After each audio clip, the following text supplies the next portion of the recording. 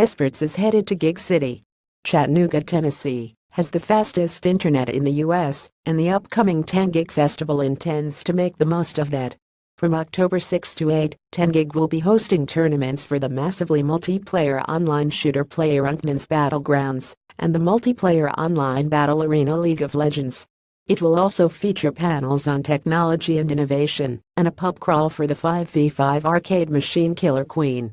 The festival name comes from Chattanooga's 10 gigabits per second upload and download speed, which the city's mayor Andy Burke says has invigorated its tech industry.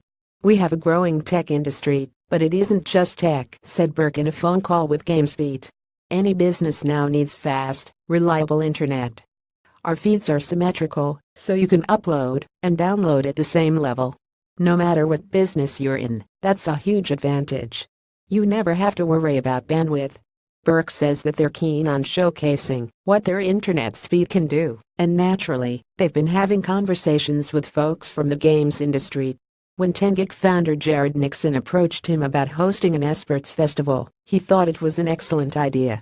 "What Tengig is doing shows off our city at its best," said Burke. "It's about experimentation and innovation, using our ultra-high-speed broadband. We wanted to bring people from around the world to see what can happen in Chattanooga." Nixon learned about competitive gaming when he met with Next Generation Esports, a Los Angeles-based company that specializes in hosting tournaments. But Chattanooga had already been on his radar ever since he visited several years ago and got to know the tech community. Nixon's a partner at Shark Branding, which is a part of FUBU founder Damon John's company, the Shark Group. His background is in mainly marketing, promotions, and the music industry, but Esports captured his imagination.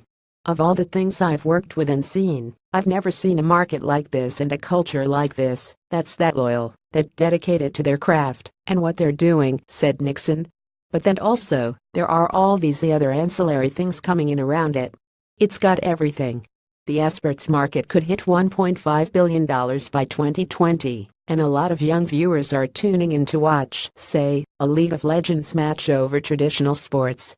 Nixon is hoping to grab a mix of hardcore gamers as well as a more casual audience with the programming at the festival. "On the League of Legends side, we have our collegiate invitational. Riot signed off on us doing that," said Nixon. "And for the PUBG stuff, that's the hardcore gamer. We're hoping those guys come out, because we're doing something first. This will be one of the first events in North America centered around the game. We're trying to attract that fan." For PUBG, Nixon says they'll have 100 computers set up on a LAN, and they'll be broadcasting each player's screen on the live streaming platform Twitch. They'll have 1 or 2 channels where they'll be commenting and showing highlights from the matches.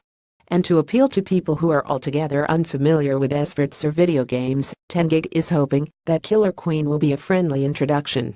It's housed in a familiar retro-style arcade cabinet, and up to 10 players can battle it out at a time in 2 teams. 3 Killer Queen cabinets will be set up in bars around the city, and they'll be free to play. "Here's a 5-on-5 arcade game in a bar, and it's really addictive," said Nixon.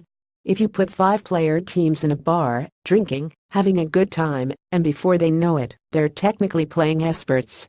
We're trying to break down those walls and mash those communities together and get people experiencing and having a good time around gaming as a whole." Tengig isn't just meant to be an esports festival, though. Nixon says they wanted to include culture in the local startup scene.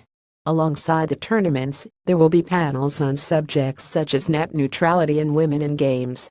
It will also feature live music, such as a kickoff concert from the musical group Crystal Method. To Nixon, it's not just about getting more people into games. It's about stimulating economic growth for local businesses, getting people excited about the technology, and bringing these kinds of events to places outside usual metropolises like New York or Los Angeles. "You look at a city like Chattanooga that's got about 650,000 people," said Nixon. "But it sits in the middle of a 12 million person region, within 4 to 5 hours. Spurring that growth, that was one of the things that attracted me to it.